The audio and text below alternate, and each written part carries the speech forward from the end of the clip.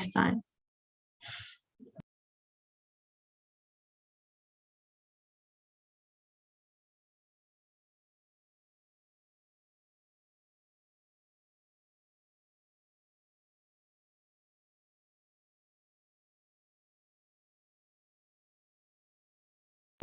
Brother Ali, go ahead.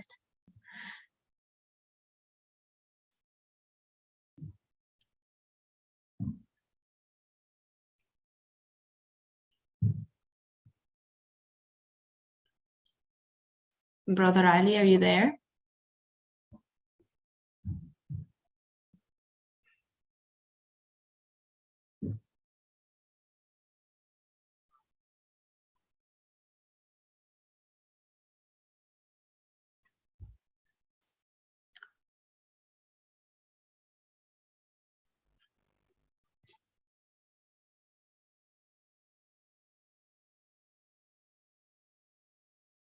السلام عليكم ورحمة الله. أعوذ بالله من الشيطان الرجيم. بسم الله الرحمن الرحيم.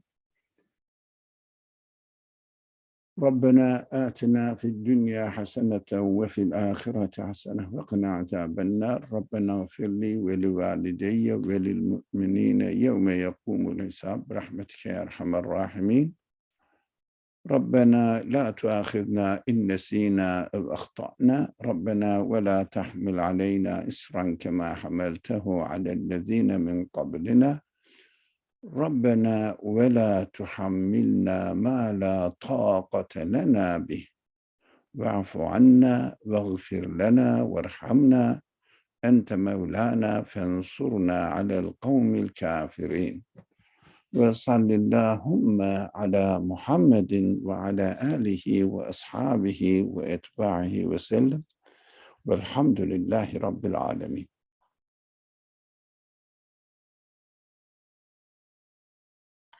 Thank you. Assalamu alaikum, everyone.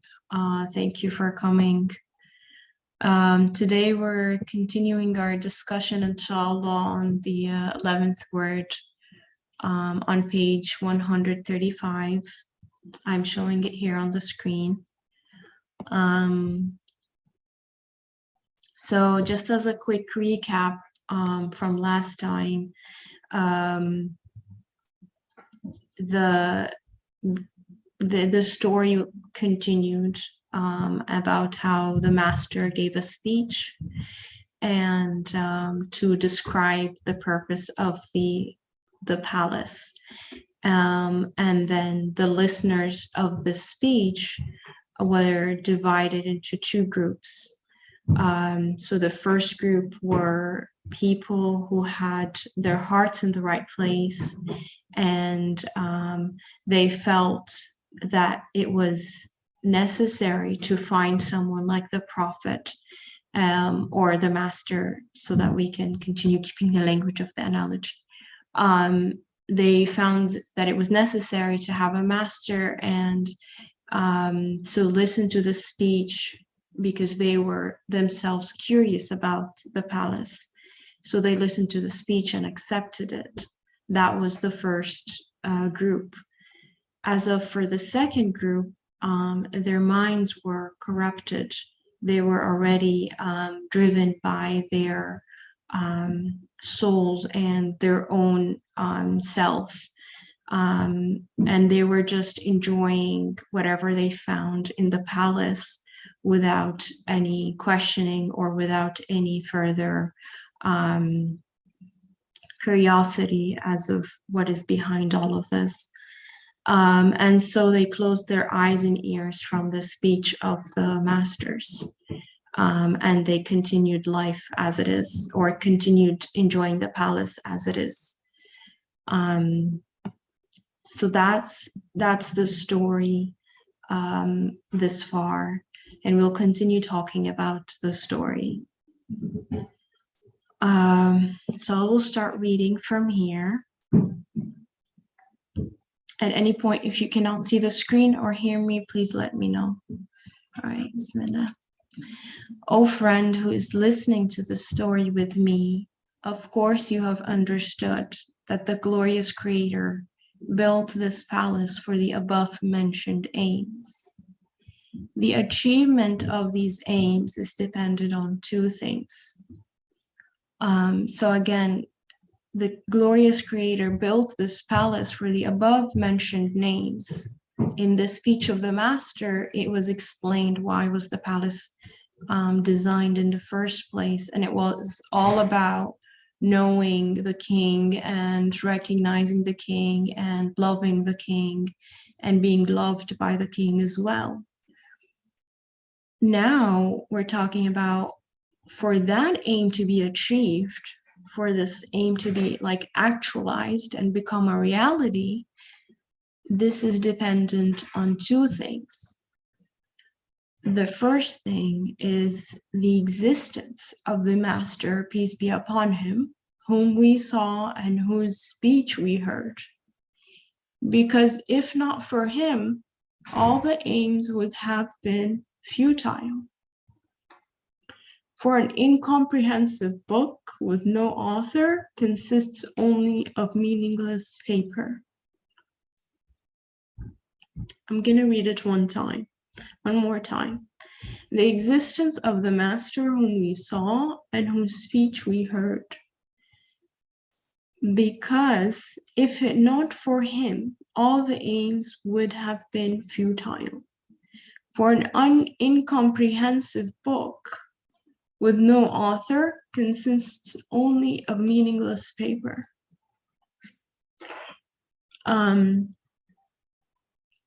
Of course, this is profound.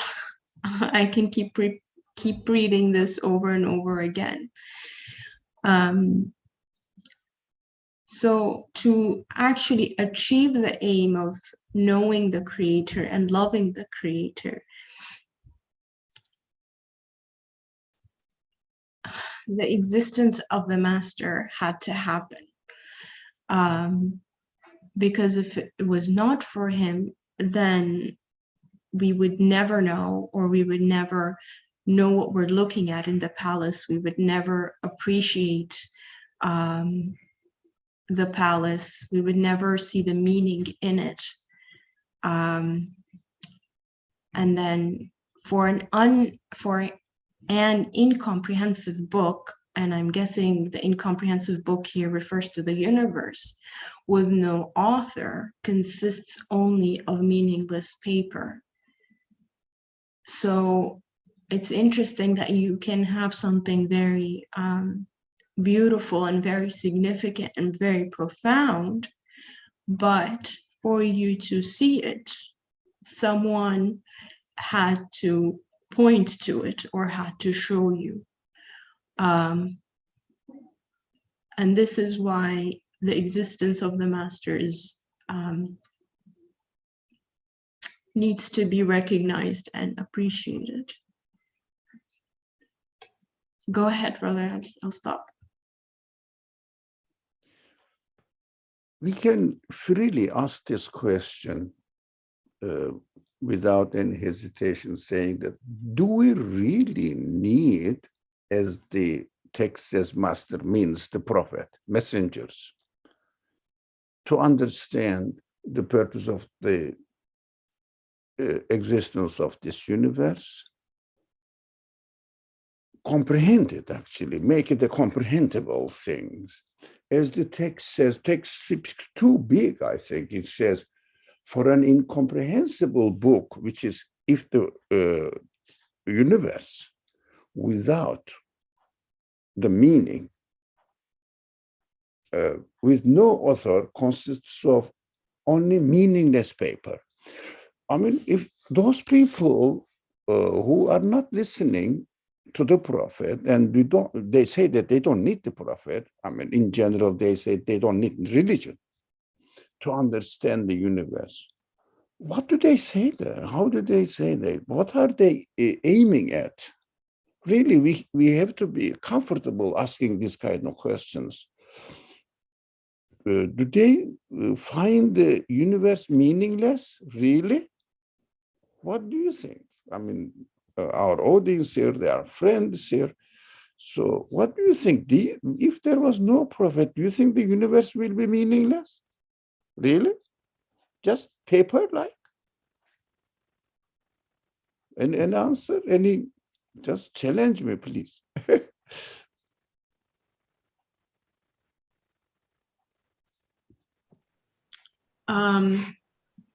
I think you wouldn't know what to do with your humanness, like how to be as a human in order to see meaning in the universe. It's true that it's true that people who recognize or who arrive at a conclusion of their choice that religion is not necessary, they'll still use words or vocabulary like meaning or we have to be good people. But again, the attribution is always given to the object itself, or it's given to the self.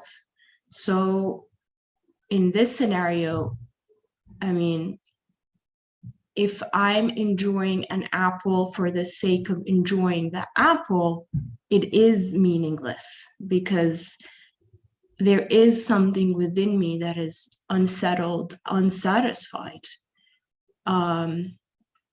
And the speech of the master is saying, no, there's a lot more to just enjoying the apple. There's knowing who made the apple. There's loving the apple. It's recognizing that you're being loved by the maker of the apple. There is a whole relationship that has been revealed through the master's speech that I could not figure out on my own.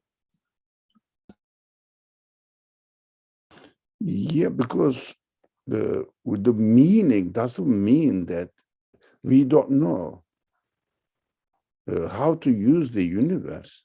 We may know how to use the universe, and we may produce all varieties of technological gadgets. Yeah, here we are using them. Can we reduce the meaning of the universe to these kind of apparatus that we are reusing and benefiting? Or meaning means something much beyond these considerations, such as, why are we here? Because my consciousness inevitably asks this question, and my feelings expect all to be satisfied. And at the end of the day, every day, I leave behind a graveyard of my body, buried in a graveyard of the past, and meaningless, gone, finished. And I know that tomorrow also will go. Why should I bother? Why should I bother even for the enjoyment of my life? I know that tomorrow it will go into something unknown completely, because the universe explicitly explains or stresses or tells me that whatever I gain, I will lose it at the end. That is why it loses its meaning. The universe loses its meaning in its existence, and none of the human expectations, feelings get satisfaction from this. So why do we need the prophets? Why don't we need a philosopher to make sense of the universe, or somebody else, or scientists? Nowadays, they are the philosophers of this age. Why don't they?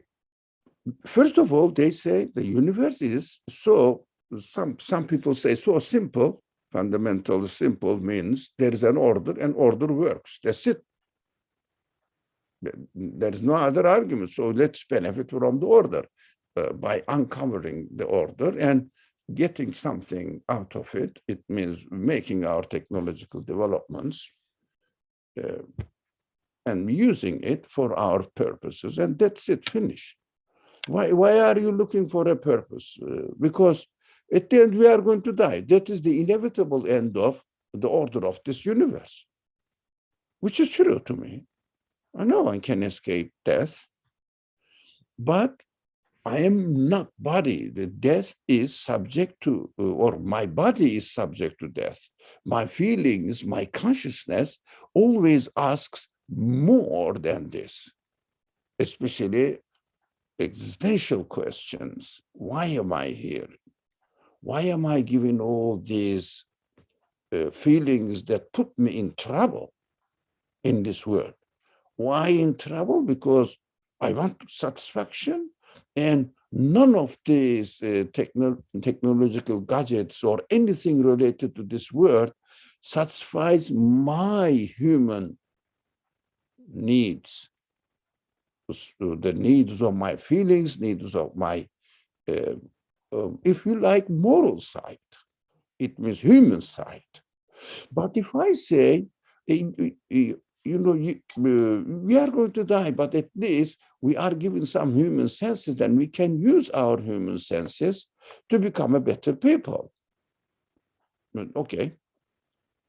To become a better person. For what? Again, past is gone. I was a better man, but gone. And tomorrow, I will be a better man if I keep this promise, which may be possible, well possible. But at the end, I will die and everything will go away. The next generation will die as well. What is the point? So human beings need, I think we emphasized on the importance of this question and answer to it.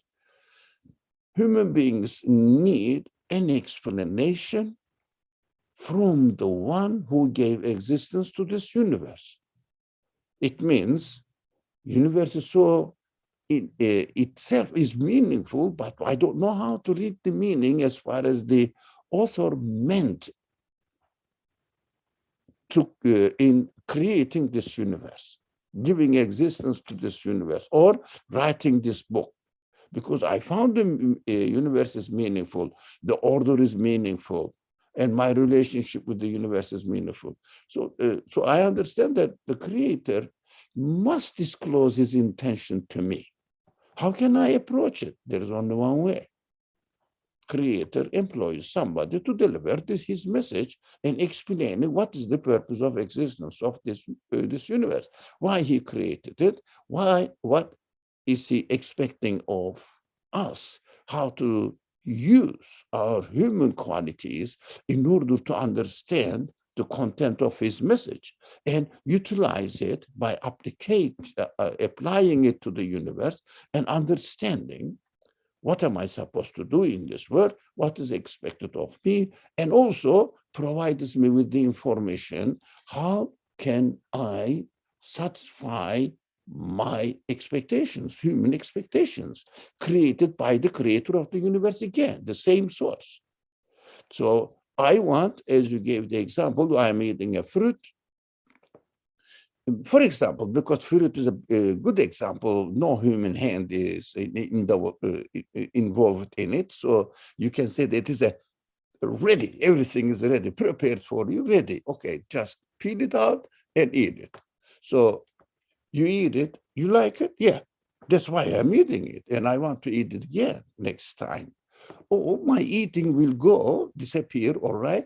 But what is going to be left with me in order to satisfy my feelings? Yes, by eating, I satisfied my stomach. And in the evening, I will be hungry again. Yeah, which is okay, because my body is subject to continuous change. So my feelings are expecting something more permanent and satisfactory as well, not temporary, but permanent satisfaction. How?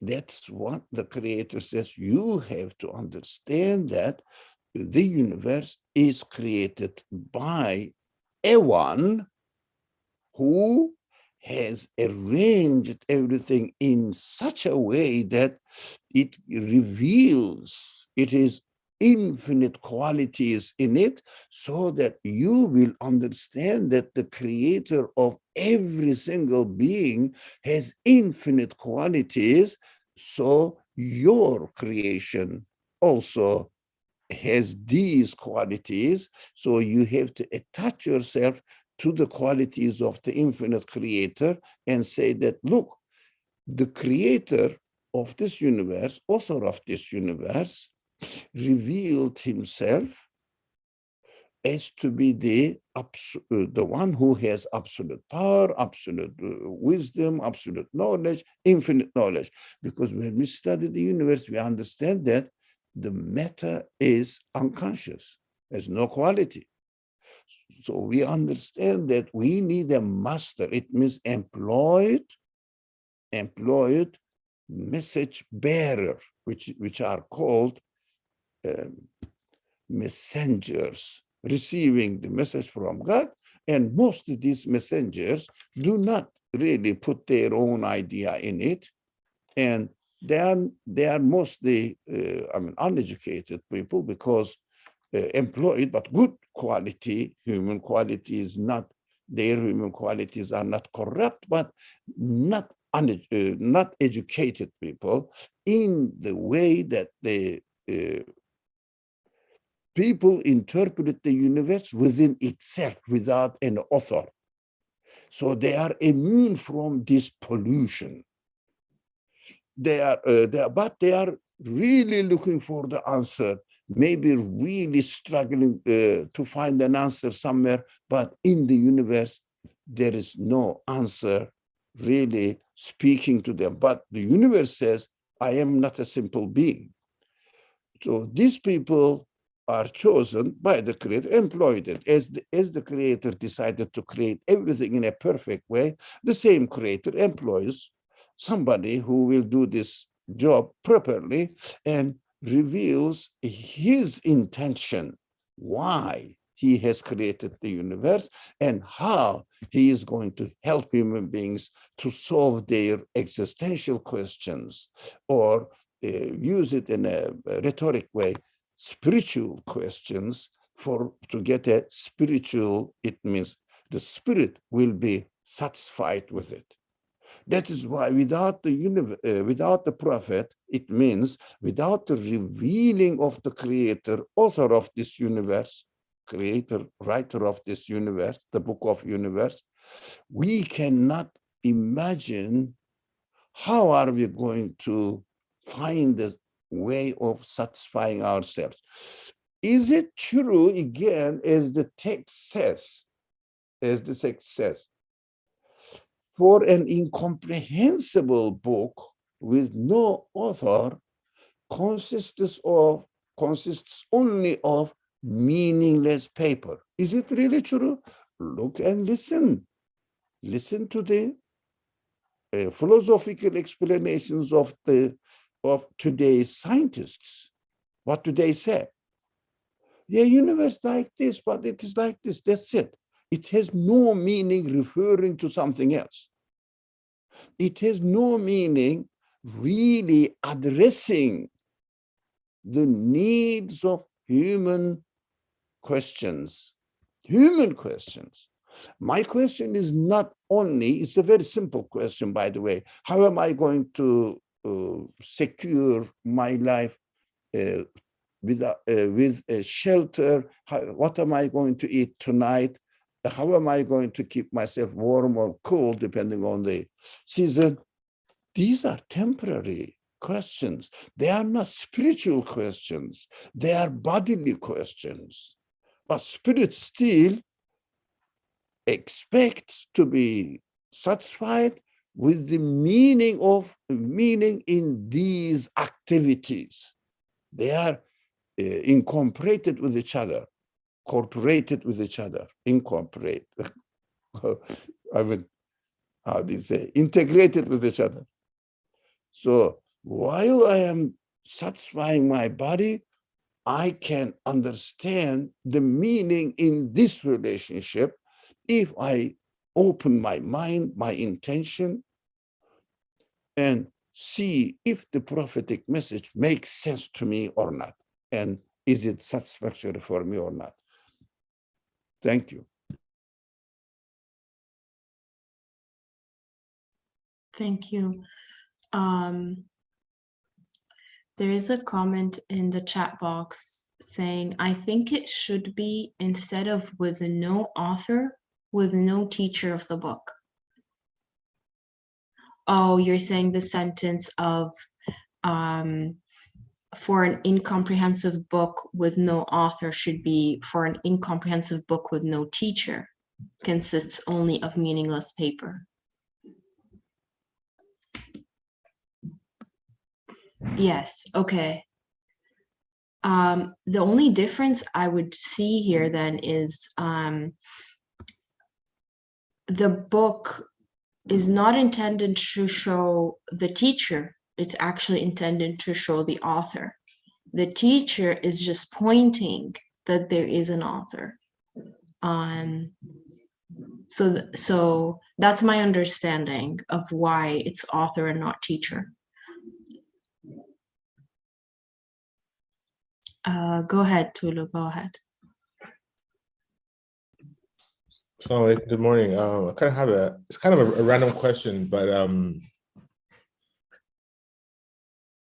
so some people say that in the different religions, like there's like similar themes in the different religions. Like would it be okay to say that for instance, in like Buddhism, or would it be fair to say that the Buddha in Buddhism is like the messenger in that case? And vice versa for all the other religions as well? That's the question. I would say if they really come up with a satisfactory answer for your spiritual needs, they will be categorized in the same way. But as you said, for example, that you gave two different kinds of examples. One is Buddha. Can Buddha or Buddhism provide us with an source of permanent satisfaction? That is a big question, and it's a serious question. But in the other religions, yeah, if you can get, which you can, I believe you can, the connection between you and the creator, but there is only one but, the satisfaction of the human spirit must be full, not limited, not really with a hope, if you like, in quote unquote. Hope means somebody will save me, or limited, only this race will be saved. These are restrictions. So what we see in the example, the Prophet Muhammad came with a complete answer, complete with no restrictions, fully addressing to every human being to satisfy, get an answer to satisfy every needs of human beings, not only stomach, body, but human side. So giving a full picture of the creator, that's why it is more satisfactory than limited understanding of God and my relationship with the God. Limited, somehow constrained. This is what the difference is. Otherwise, fundamentally, there is no difference between monotheistic religions.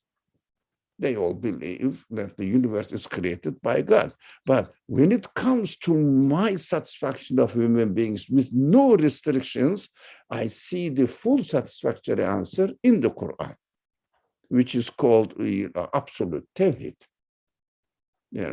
Definitely absoluteness of the creator with all his qualities and treating every human being equally with no restriction and no intermediary, that I will trust in somebody, so God will save me. This man will save me. These are limitations. That's why complete uniqueness and absoluteness of God must be presented in order to satisfy every human being for every kind of human needs that we are given. Thank you. Thank you. Thank you. I guess another thing I'd like to add is I feel also like that the speech example given is not only answering the question of why I'm here, but also who am I here for? So it's not only giving me a purpose of existence, but really a being to connect to, which I think is like, at least for me, is my most essential need as a human being. Okay, I'll go ahead and move on to the second.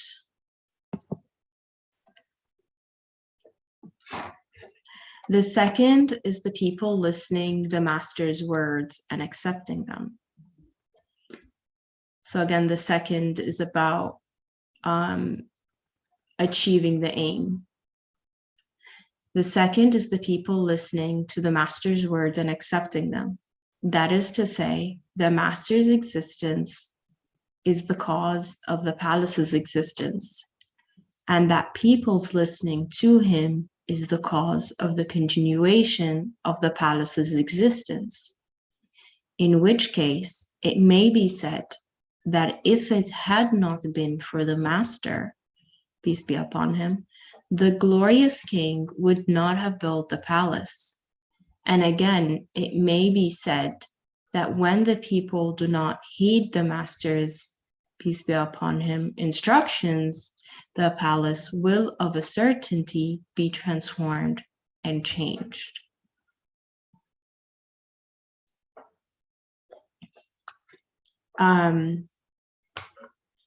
This is a very interesting paragraph, of course.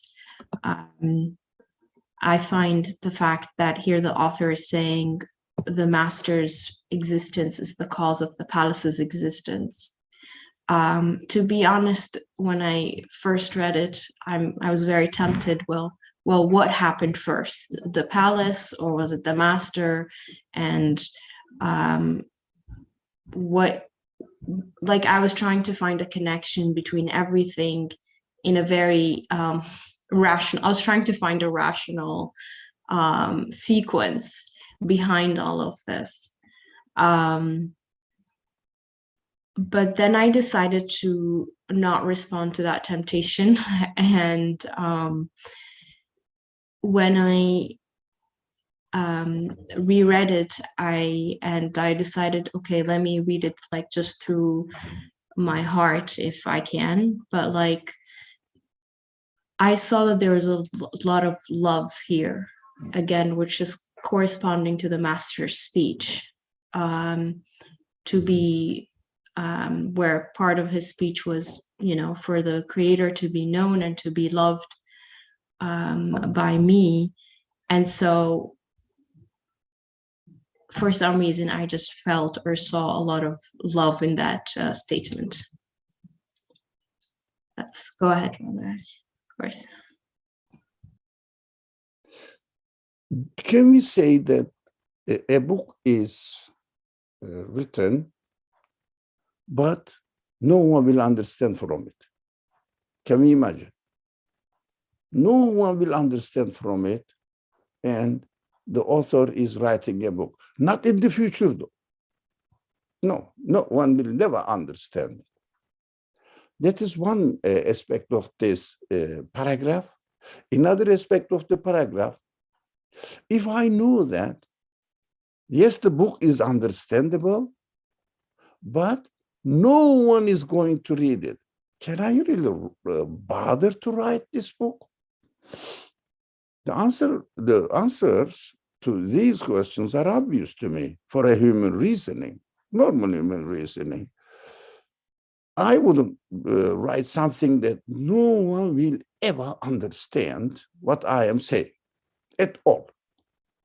Of course, the universe is a book, and if the meaning of the book will not be understood by anyone at all with the help of the God's guidance, the Creator's guidance, explanations, explaining how to read the book, how to make sense of it, then this book of the universe should not be created.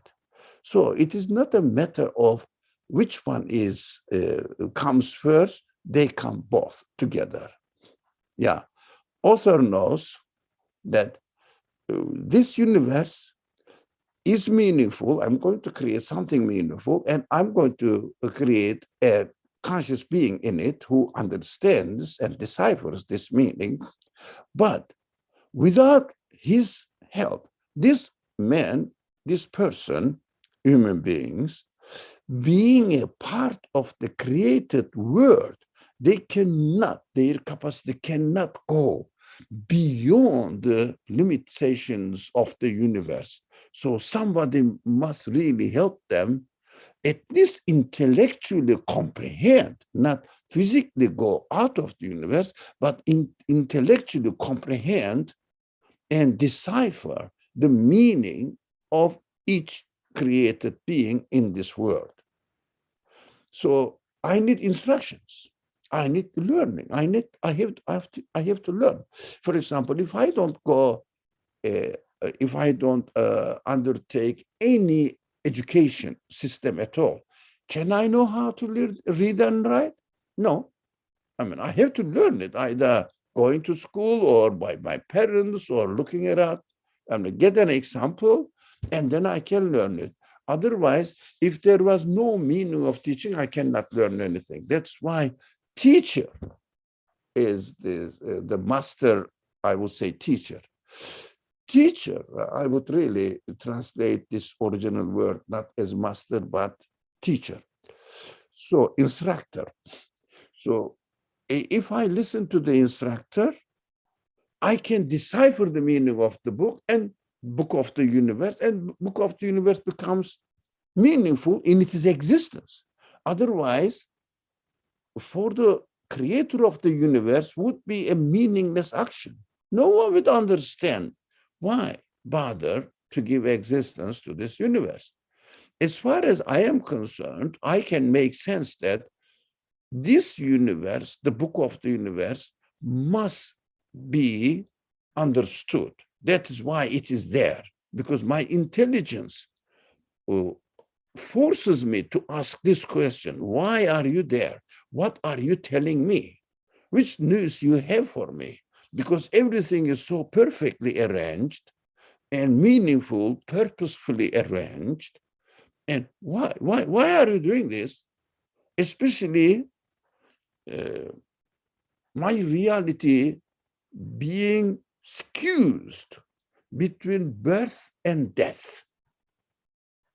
And my capacity, human capacity, says the reality cannot be limited between birth and death, because my human feelings look for eternity, for permanent meaning. So it is really necessary. When there is no one who reads the book, the author, do you think the author will continue producing more books? No one will. That's why the prophetic saying, to remember the prophetic saying, is very important. Prophets instructing, let's say, explanation is very important. As long as there is one believer in the message and reads the universe meaning, for whole the universe to exist is worth it. One person is reading it. That is why, with the language of the prophet himself, as long as there is a man in the world who believes in God and benefits from the universe as the production or presentation or present or gift of God to human beings, this gift, this universe will continue to exist. It means presenting this gift really makes sense and it is worth it. We buy a gift and give it to a child and child is happy. I don't know, for example, as a human being, limited to human being, I cannot satisfy the needs of all children as a created, limited being, but at least I satisfied one child. And it is worth giving the gift to this child. That is what we understand from it. And this paragraph is, as usual, the author really speaks so dense. This paragraph also gives a very, very important message for us. Thank you for really drawing our attention to the importance of the paragraph. Thank you.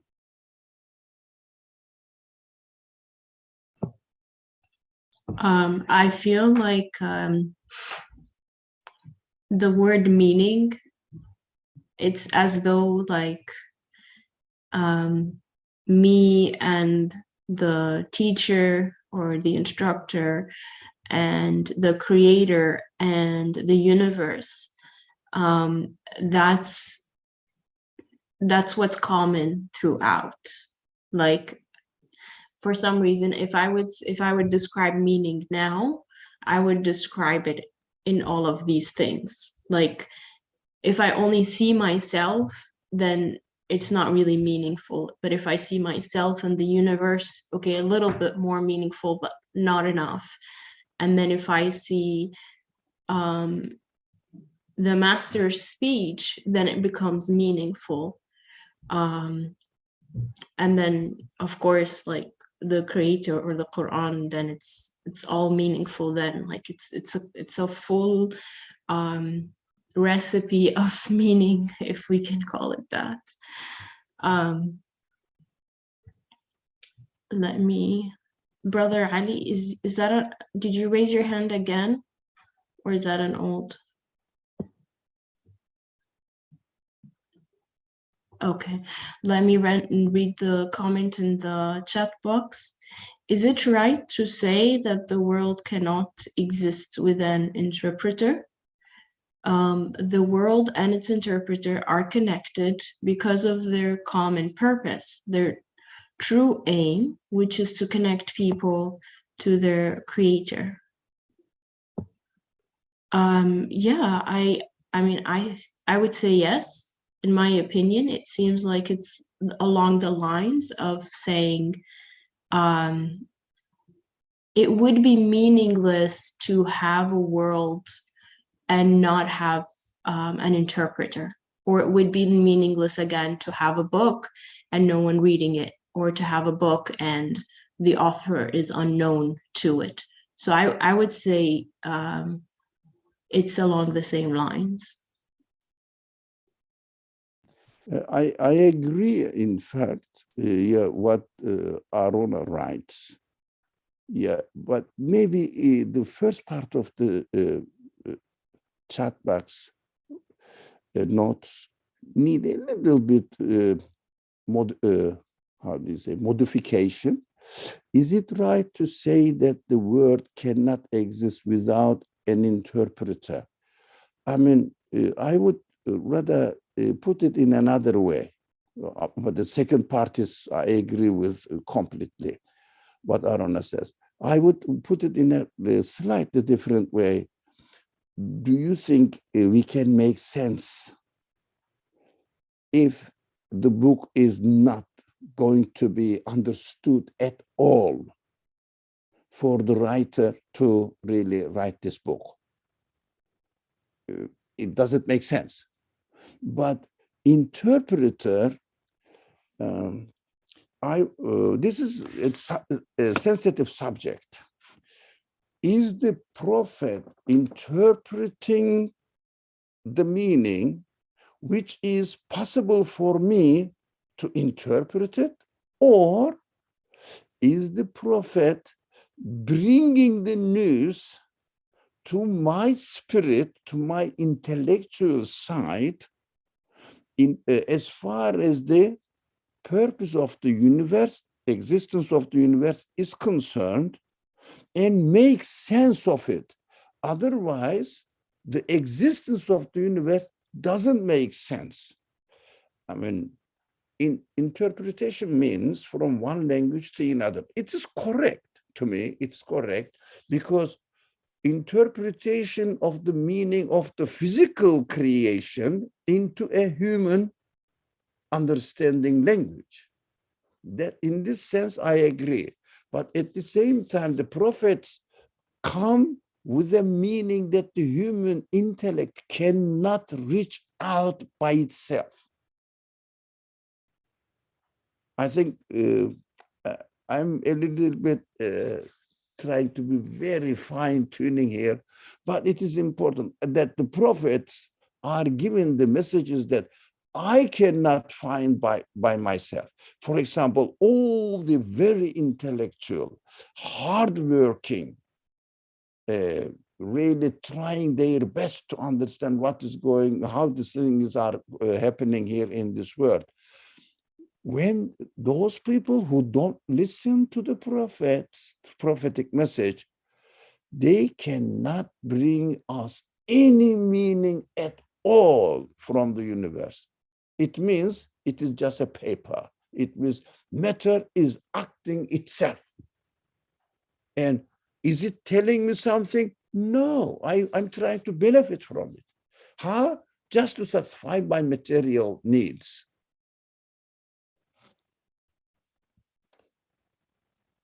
This is an excellent, fine question. I appreciated Darona's question.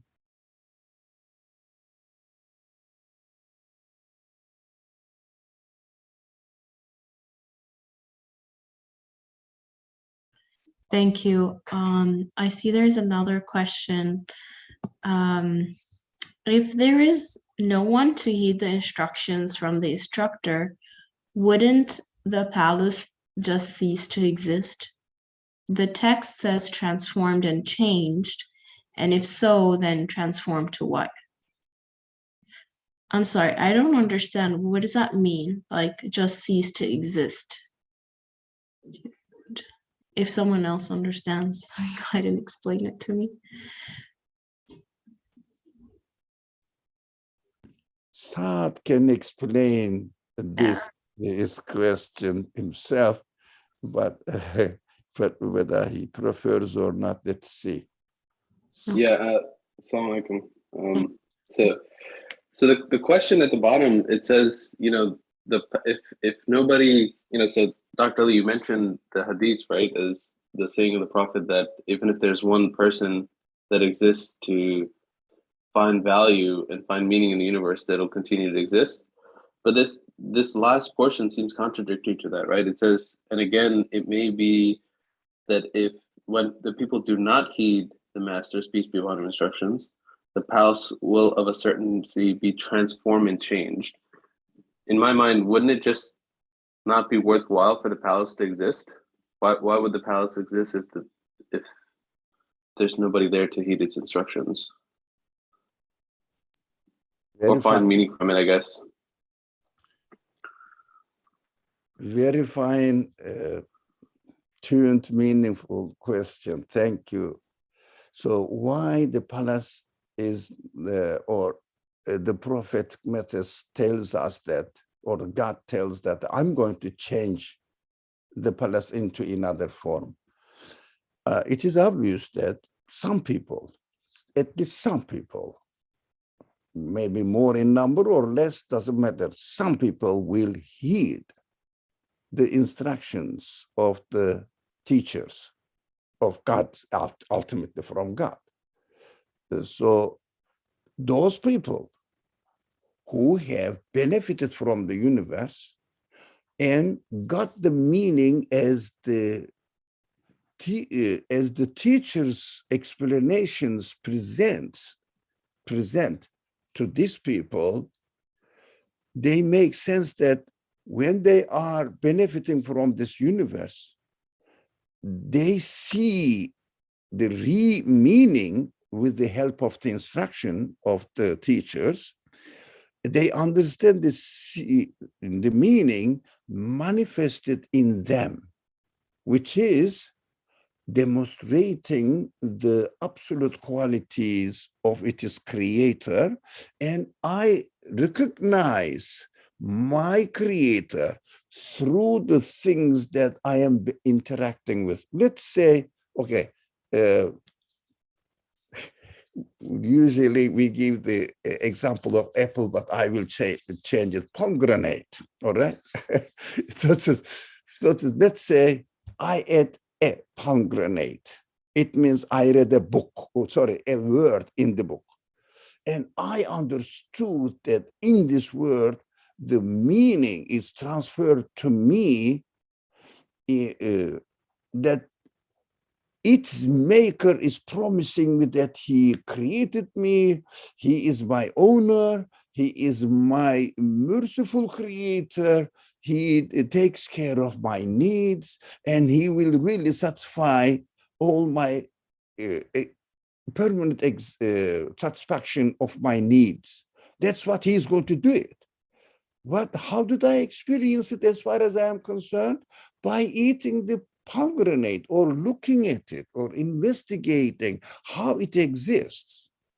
And so those people who are really studying this kind of subjects, they may say this pomegranate cannot happen by itself as a result of accidental matters, development or the evolvement, or whatever the language they use. It cannot happen this. Why should it? Or especially animals, for example. Why should the kangaroo will take care of his baby in his, whatever the thing called, and fights to protect him, and feeds, fights again to feed it, etc., to help him or her, or to help the young kangaroo grow. Why? Matter? Matter can give me compassion? Why should I have this one? Another creature has its own relationship with his young, completely different way. Everything is so meaningful within itself. Millions of different creatures. All of them are telling me something about my creator. So wherever I appreciated the message manifested in me, in my spiritual world, I transform it into an infinite form. How? Infinite qualities of its creator manifested there. This transformation is logical, reasonable for human being. How about the universe itself? The universe as we see it does not consist of matter only. It like a written book.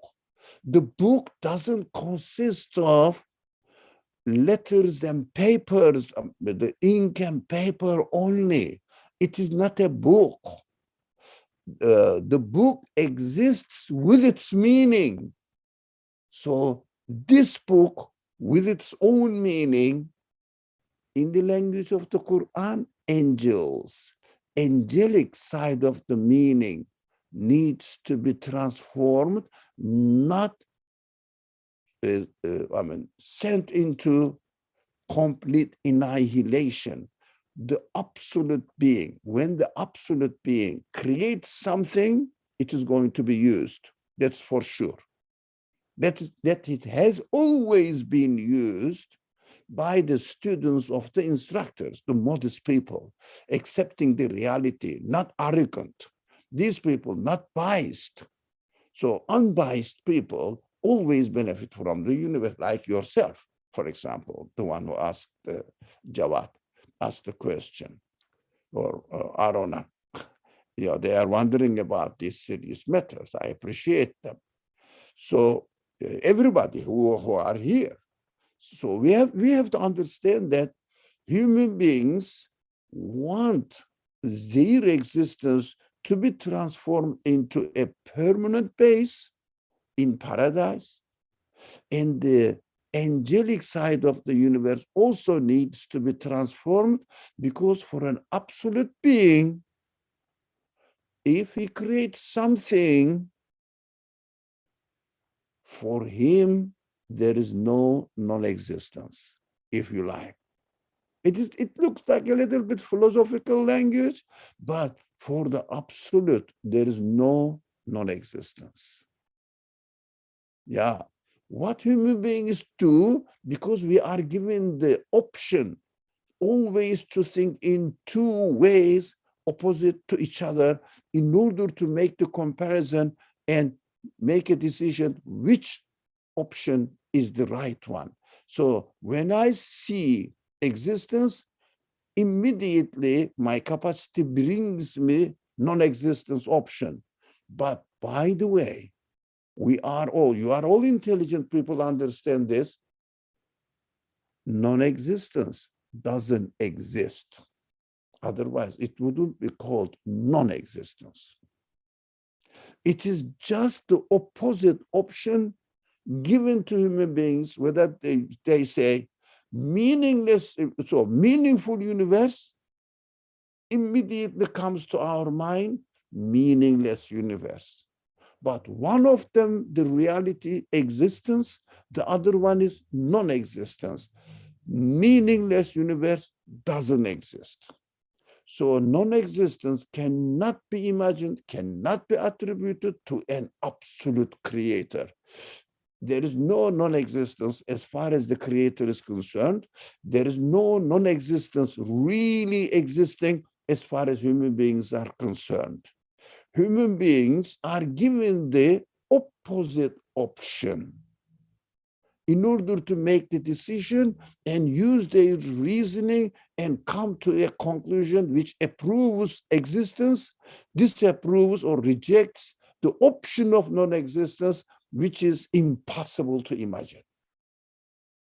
This is a very fundamental understanding of human nature, and also understanding of the nature of the universe, and also really understanding the struggle takes place within the revelation in the Islamic case, Quran, between believers and non-believers.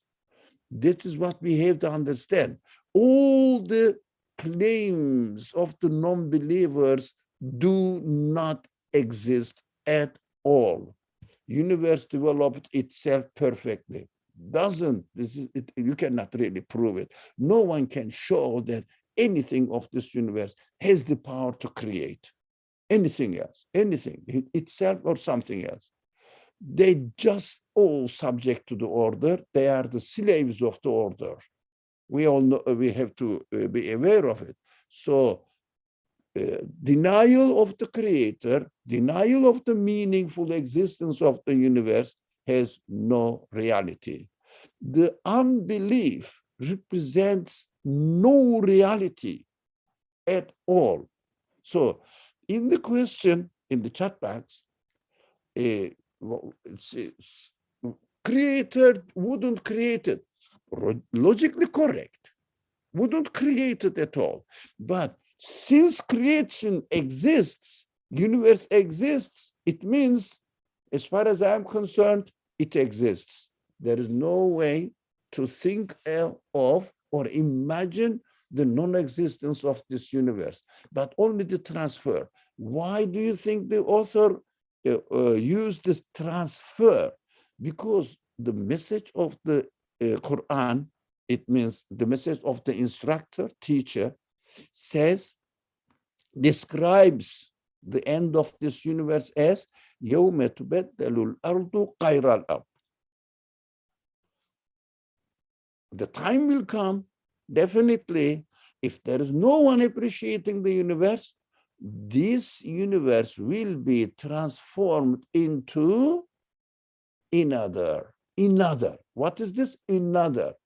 Appropriate to the human nature, human capacity to be satisfied according to their realization while they are in this universe.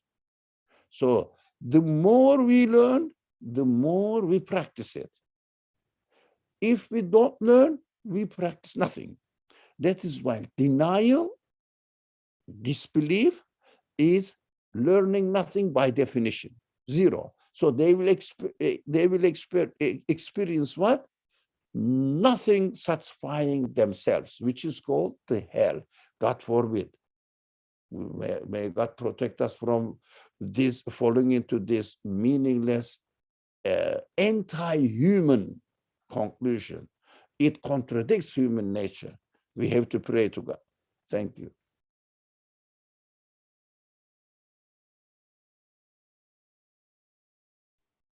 Thank you very much. Thank you everyone for the questions. I'm so happy we spent a good amount of time on these two paragraphs. They're very meaningful. We can close now. If you can, Brother Ali, close out with a dua. Inshallah, if there is no more comment, question, concern, rejection, objection, anything. Yes. You have anything to say? Me no. Okay. Anybody is raising hands? No. Okay. أعوذ بالله من الشيطان الرجيم. بسم الله الرحمن الرحيم. سبحانك لا علم لنا إلا ما علمتنا إنك أنت العليم الحكيم. وآخر دعواهم أن الحمد لله رب العالمين. سبحان ربك رب العزة عما يصفون وسلام على المرسلين والحمد لله رب العالمين بحرمة سر